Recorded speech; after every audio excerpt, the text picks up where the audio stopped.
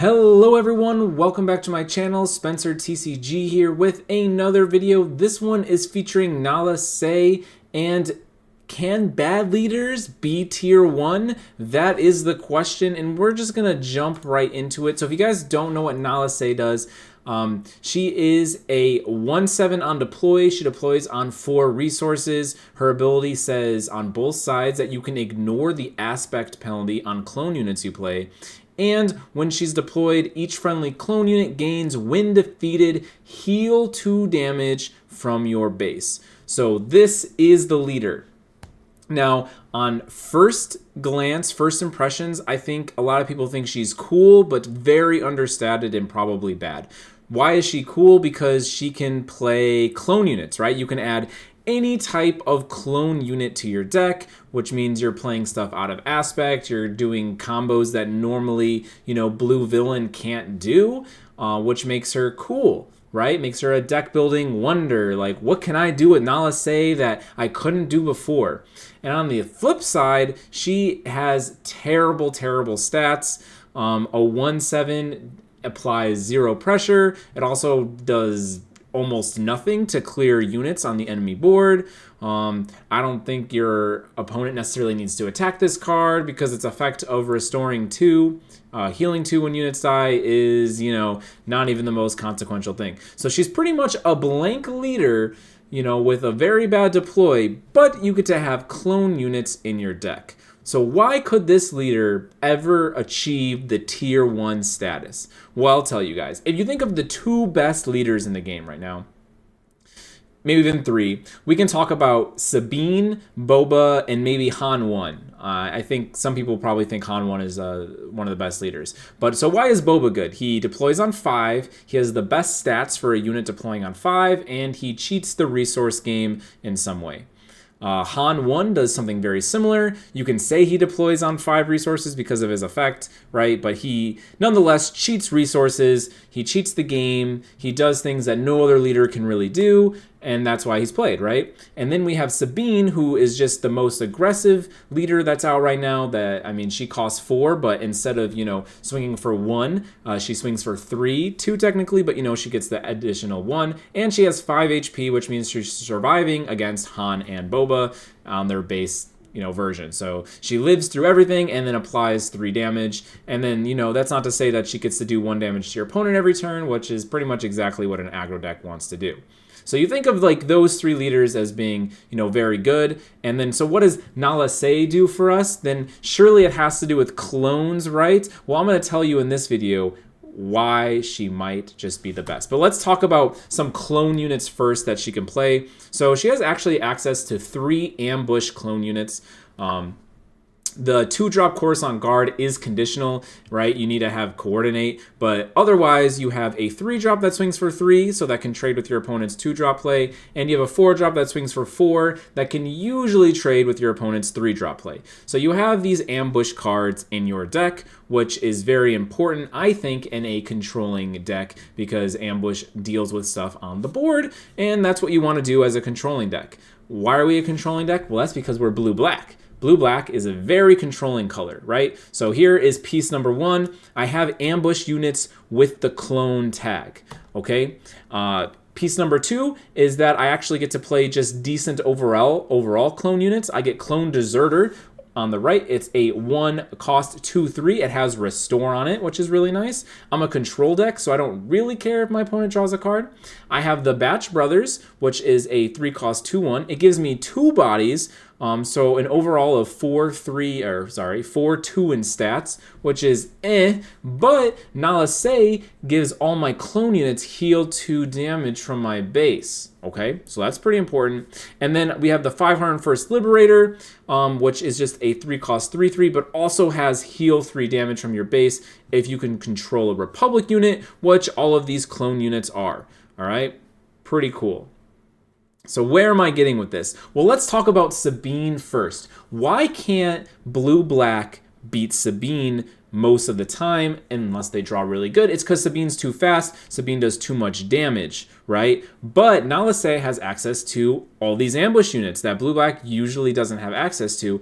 and has access to units that come out, as a 1-drop that's a 2/3 with Restore. Usually blue-black doesn't have that. I have Batch Brothers, which summons 2 units, so not only can I answer multiple 1-drops that Sabine plays, or I could trade them together, but Nala Se is giving them heal 2 when they die. And they're gonna die because they're 2/1s. So now I'm getting ambush units that heal on death, and I get to flood the board a little bit better. I'm not sure if 501st Liberator makes the cut, but if it does, it's another way to heal, another cheap way to heal. And not only is it healing 3, but when it trades the following turn, I'm gonna heal another 2. And guess what, guys? I said in the very, very beginning of the video, our opponent can't really, or doesn't really want to attack our leader. Like, it's a 1/7, it's doing practically nothing. In fact, I feel like there are turns when you play Nala Se that like you won't even attack, you'll just take the initiative because you want the initiative instead of 1 damage somewhere. So our opponent also doesn't want to be sending lots of damage. So when they're playing Sabine, right, even when they equip a Darksaber on her, you're still not killing my Nala Se, and you probably don't want to attack my Nala Se. Right? So this leader just does not want to be attacked by Sabine, but can they afford to not attack her when all of my ambush units now heal me 2, trade a dude, and all these other units heal 2? Right? That becomes really interesting. And then we have, just some general good clone value units that we get to play against here with our deck. We get to play Omega if we want to, so depending on how many clone units we add in our deck, Omega will just always draw us a card, and it's a 2/2, which is fine. We have Tech, which is, as you guys know, an insane late game card, and it's a clone unit, so we don't have to overpay for it. And we have Wrecker, which is actually a pretty good value play. Yes, you're losing a resource, which you don't really want to do in a control deck, but if you're ever playing against, Sabine or something, Wrecker is a great top end against Sabine because you're putting a very threatening body on the board that can deal with everything, and you're probably killing the card they played the last turn, or maybe even that turn, right? I mean, if Sabine is still alive for some reason, it just takes Sabine out. So, we're access to these great clone units. Now we're going to talk about the flip side, where we could be playing against Boba. So what is Boba's weakness right now? In my opinion, it's like control-heavy decks, especially blue-black. But where blue-black can fail a lot of the time is against Sabine. So you have to make these decisions. In my tournament, am I going to be playing against Sabine players, or am I going to be playing against Boba players? Because I can probably only really tech my deck for one of them. But Nala Se, because she has this clone package, which I think will do pretty good against Sabine, and you have the power of the dark side and Rivals Fall in your deck, you're actually going to be able to answer with Boba a lot. And not only do we have power of the dark side, but we got access to a second one. I mean, it doesn't hit leaders, but Merciless Contest, each player chooses a non-leader unit to control to defeat those units. If you don't have a unit, you just pay 3. Your opponent has to kill their unit. If it's the only unit on their board, then you just killed it for 3 resources. So now we have access to, quote-unquote 6 power of the dark sides, and we have Rivals Fall. We have great answers for the Boba unit himself. And we just have good overall control answers, right? Blue has all of the answers. We have Takedown, Fell the Dragon, and Super Laser Blast. My hand is outside. There we go. 1, 2, 3. So we have great removal options because we're playing the blue-black bad guy deck. So we have these removal cards that will come in handy. No matter how late the game goes, our opponent can play a Crate Dragon, and we can play Fell the Dragon, right? They're paying 9 resources, we're playing 4. So what? We deal 4 damage somewhere, right? We have access to Super Laser Blast, which is obviously the best removal card in the game right now in terms of, board destruction. And we have Takedown, another good card versus Sabine, because you can just take down Sabine the turn she is deployed, right? Pretty nice. And we're playing, I know you guys know this, but we're just going to still talk about it. We have access to the best endgame cards in Snoke and Avenger. If you make it to Snoke against Sabine, you do just win the game. This card just pretty much doesn't let her play the game. And it's actually very good against Boba. I say both these units are pretty good against Boba in general, especially Avenger, unless Boba is able to play a bunch of cards in the late game, which I don't really think they're usually able to do. Avenger can just totally take control, as you guys know, in endgames. So we're playing a leader that, again, seems like she does nothing, but she helps us actually survive the early game. She gives us access to ambush units. She gives us access to cheap early game restore units and cards that can gain heal. She gives us access to value cards in Tech and Omega, and she gives us access to great removal options, right? We got all of this removal in the deck with a great top end.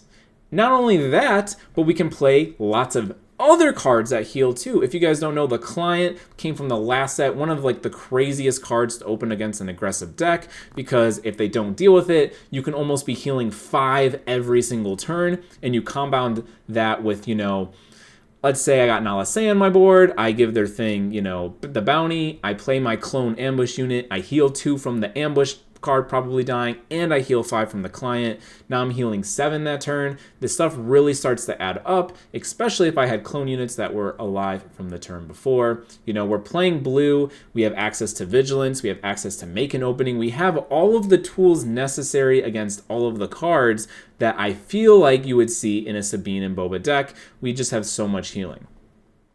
Then we also have access to Clan Saxon Gauntlet, which, if you guys don't know, is a pretty decent card into Boba because it's good into Fett's Fire Spray. Fett's Fire Spray is a 5/6, but when Clan Saxon Gauntlet is attacked, you can put an experience token anywhere you want. You put it on itself, and now it also becomes a 5/6, making it live the attack and being very annoying for your opponent. So if your opponent's play is Fire Spray, you can play the Gauntlet and totally negate their whole turn, which feels really good. You also have access to one of, I think, the craziest cards from set 2 is Dr. Pershing. We have, you know, the infinite value. Yes, it's not a clone, but, you know, against any of the decks where we want to draw cards and not need to play a clone turn 1, this card is just going to be drawing us cards probably 2 or 3 times.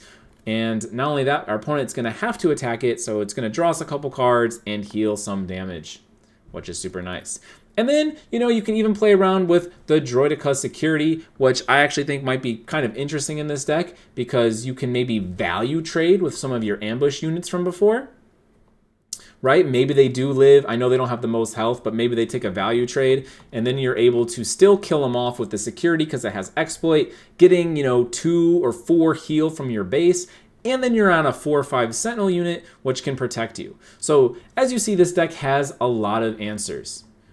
So here we're back to the, you know, the beginning, and I really do think this deck can have a decent shot into Sabine. The reason blue-black decks couldn't beat it before is they didn't have access to these ambush tools. They didn't really have, you know, good ways to heal besides the Client, in my opinion. I mean, Vigilance costs 6 unless you're playing double blue. So there's another point. I haven't even talked about playing a second color yet. I don't even know the color pairing, right? I'm not offering you guys the deck list in this video. I'm offering you guys more of like the thought experiment. Like I want you guys to, you know, that's the fun part about Nala Se. Like make your deck however you want, pick your base, whatever base you want, but keep in mind that this leader, I mean, you could go double blue, right, just to have a cheaper Vigilance, but this leader has the tools to survive against Sabine.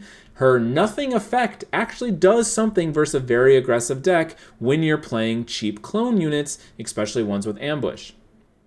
This leader has the capabilities of beating Boba because you're playing the greedy tools. You're playing Rivals Fall. Sure, put that armor on your Boba. Rivals Fall it, right? You're playing these late game answers. You have Tech. Tech is a crazy card, right? If they're going to try to grind you out like, you know, Han does against Control, they try to play multiple cheap units, you can do that too. You have the Tech just like them. You have these cheap garbage clone units that you can play with them, right?